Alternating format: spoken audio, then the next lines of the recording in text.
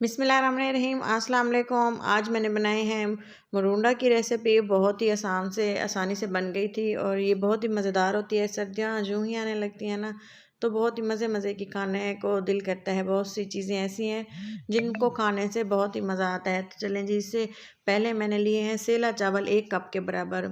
और ये सेला चावलों से ही पहले हम मुरमुरे चावल बना लेंगे और इसके बाद आपको बताते हैं कि ये मरूंडा किस तरह से बनता है। तो सबसे पहले मैंने चावलों में नमक डाल के इसको मिक्स कर लिया और इसमें मैंने 1 टेबलस्पून चावलों में थोड़ा-सा पानी डाल के और इसको हमने अच्छी तरह से मिक्स कर लेना है। इसका मकसद ये होता है, जब हम इसको भूनेंगे ना, तो इससे चावल जो है अच्छे से भूनते हैं, फूले हुए बनते हैं। तो पानी बिल्कुल थोड़ा-सा डालना है, ज़्यादा नहीं डालना। तो हमने इसको अच्छी तरह से पहले नमक और पानी को मिक्स कर लेना है और इसके बाद मैंने कढ़ाई में, आपने भी इसी तरह की एक कढ़ाई लेनी है या आप किसी भी बर्तन में इसको बना सकते हैं। नमक डाल देंगे और फ्लेम को मीडियम फ्लेम पे ऑन कर देंगे चूल्हे को। तो ये देखें, नमक डालने के बाद हमने इसको 2 कप इसमें मैंने नमक डाला था। नमक आप इतना डालेंगे जितने के चावल हों और इसके साथ ही थोड़ा-सा नमक ज़्यादा होना चाहिए। तो इसको हमने इसके जो लम्स वग़ैरह हैं बड़े-बड़े इसमें बने हुए हैं, वो हम तोड़ लेंगे और इसको अच्छे से गर्म होने देंगे। यूँ ही चावल आपको लगे कि 2 से 3 मिनट हो चुके हैं, मीडियम फ्लेम पे भून चुके हैं, तो नमक थोड़ा-सा गर्म हो चुका है, तो हमने इसमें डाल देंगे चावल। चावल आपने मोटे वाला लेना है। जो सेला चावल होता है ना, इसके जो मुरमुरे हैं वो बहुत ही अच्छे से बनते हैं। तो अगर आपको गज्जक खाने का दिल करता है, इसी तरह की चावली खाने का दिल करता है, तो आप इसको घर में बना सकते हैं। तो बाहर अक्सर हम रेहड़ियों पे देखते हैं, सर्दियाँ जब आने लगती हैं ना, तो इसी तरह की बहुत सी चीज़ें रेहड़ियों पे हम देखते हैं और हम इसे खा नहीं पाते। तो मेरा दिल करता है कि हम घर पे इसको बना के खाएँ। इसकी बहुत ही अच्छी सी खुशबू होती है, फैल जाती है पूरे मोहल्ले में। तो एक बार इसको ज़रूर बनाएँ। नमक में चावल डालने के बाद हमने इसको डाल दिया मिक्स करने पे। मिक्स करती रही मैं इसको, साथ ही मिक्स करते रहेंगे और ये देखें, आप देख सकते हैं चावल फूलना स्टार्ट होना शुरू हो गया है। जो ही आप 3 से 4 मिनट इसको इसी तरह से हिलाते हुए पकाते रहेंगे ना, तो आप देखेंगे कि आपके चावल जो हैं फूलना स्टार्ट हो गए हैं। तो इसी तरह पकाते रहें और एकदम से ही ये देखें चावल जो हैं अच्छी तरह से फूल चुके हैं। अब हमने इसको चावलों को जो है ड्रेन कर लेना है, निकाल लेना है। नमक छान के हमने अलग कर लेना है। इसको 2 बार छानना है क्योंकि इस पे नमक लगा होता है और जो कि थोड़ा-सा अगर ज़्यादा हो जाए ना, तो जब हम इसमें गुड़ डालेंगे ना, तो उसका बैलेंस नहीं होता फ्लेवर। तो तमाम जो हमारे मुरमुरे चावल हैं वो इसको निकाल लेंगे। ये बहुत ही क्रिस्पी और क्रंची से होते हैं। तो बहुत ही आसानी से इसको बनाना आप लोगों को सिखा रही हूँ। उम्मीद करती हूँ कि आपको वीडियो ज़रूर पसंद आई होगी। पसंद आने की सूरत में लाइक करें, चैनल को सब्सक्राइब कर दें और बेल आइकन दबाना लाजमी याद रखिएगा। तो चलें जी, इसको इस तरह से छन्नी से इसको छान लिया और मज़ीद जो नमक है वो भी निकाल लिया। एक पैन में मैंने डाल दिया है गुड़।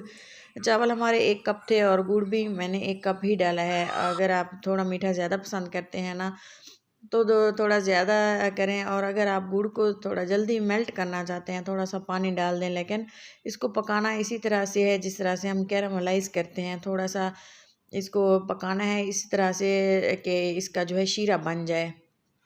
इसके बाद हमने ये चावल डाल दिए जो हमने छान के रखे हुए थे और इसको इसी तरह से मिक्स कर देना है, जैसा कि आप देख रहे हैं। जब हमने चावल हमारे 1 कप थे, गुड़ भी 1 कप था, तो इसको हमने मिक्स कर लेना है।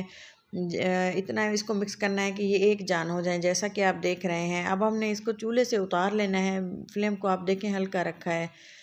इसको हमने चूल्हे को इस स्टेज पे अब बंद कर दिया और इसको निकाल लिया एक बर्तन में और इसी में भी आप इसको थोड़ा सा ठंडा होने देंगे और इसके बाद आपने इसके बॉल से बना लेने हैं या आप इसको एक बर्तन में डाल के शेप दे सकते हैं। जिस तरह से भी आपको पसंद हो वैसे ही आप इसको बनाएं। इसमें और कोई भी चीज़ ख़ास चीज़ नहीं डलेगी, सिंपल ही चीज़ें हैं। 2 चीज़ों से इसको बनाया है और आसानी से इसे बन गया था और इसका फ्लेवर बहुत शानदार था। थोड़ा सा हमने इसको फ्लेम को अब नीचे से ऑफ़ कर दिया है। अब थोड़ा इसको हम ठंडा होने देंगे और इसके बाद हमने इसकी शेप दे देनी है। शेप देने के लिए अगर तो आपके ये थोड़ा-सा गरम लग रहा है ना, तो आप थोड़ा-सा हाथों को पानी लगा लें और इसके बाद एक थोड़ा-सा इसका पीस उठाएँ और इस तरह से इसके बॉल्स बना लें। बॉल्स में ऐसे है कि थोड़ा-सा आसानी से ये हमें काटना नहीं पड़ता और आसानी के साथ जो है हमने इसको शेप दे देना है और एक पीस उठाएँगे, खा लेंगे, बहुत एंजॉय करेंगे। तो चलें जी, इस तरह से हमने इसको